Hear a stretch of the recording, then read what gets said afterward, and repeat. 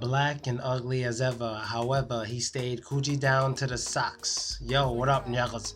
It's your buddy Philko here reporting live from Dnipropetrovsk, Ukraine. And I just finished watching the interview Faith Evans on Vlad TV. You guys know Vlad, he does the interviews and shit all the time on YouTube. And she finally opened up about Tupac asking her for oral sex, as she said. I watched the whole interview. It's only like 5 minutes long. I'll leave the link, whatever, so you guys can go check it out. But basically what she said was she was called to LA, whatever, to do a song with Tupac, who she claimed she did not know was a part of Death Row at the time. She didn't know he had joined Death Row by then. She didn't know he joined it.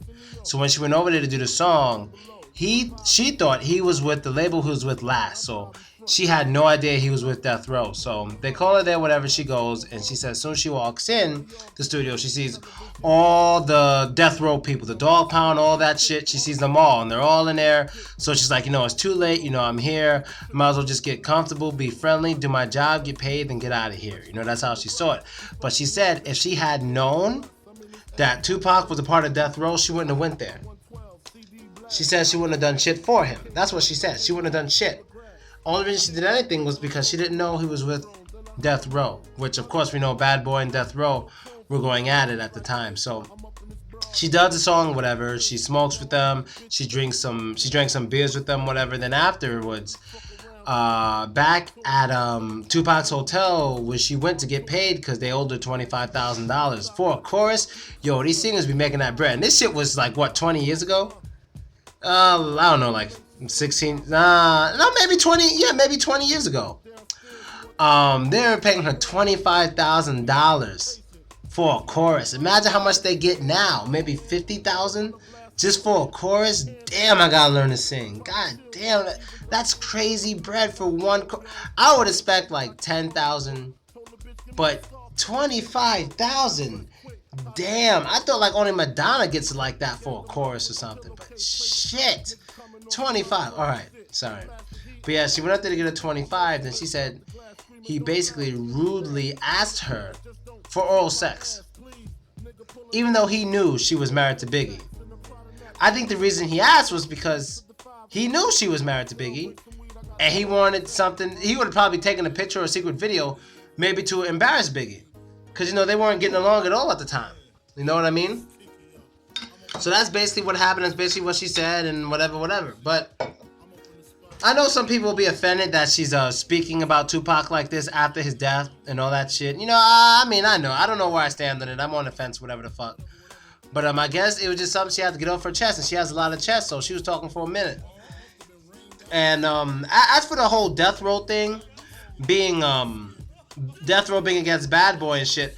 We all know Snoop Dogg was a part of Death Row, but I don't know if you guys know, but Snoop Dogg was the one person who did not, well, at least one of the only people who did not have a problem with Biggie or Bad Boy at all.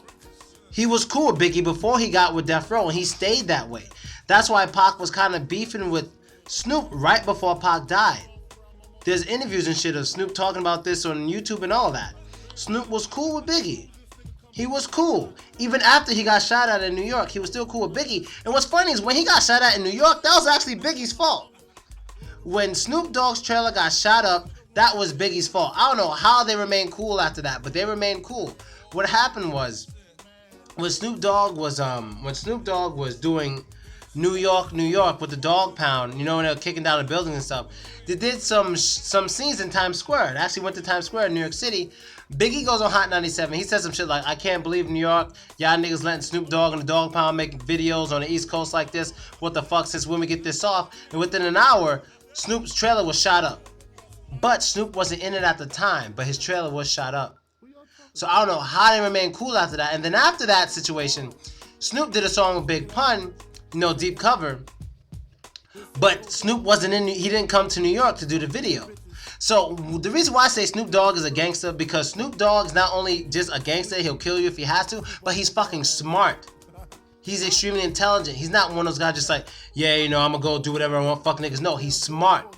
He understands when he could be in danger. He's very smart. He's gonna live a long time. He knows the game. And on that note, I guess that's all I gotta say.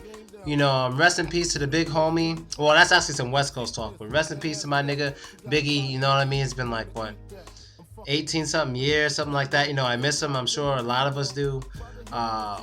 Especially any of us who grew up listening to his music. You know, I'm sure he gave a lot of young people, such as myself, inspiration to know that you could be whatever you want to be, whether you're ugly, short, a loser, whatever. You could come up out of that and be somebody. You know, he's my number one inspiration in my life. So, you know, I definitely feel him on that. You know, he lived the last 6 months of his life in hostile territories, so to say. You know, he spent the last 6 months of his life in LA.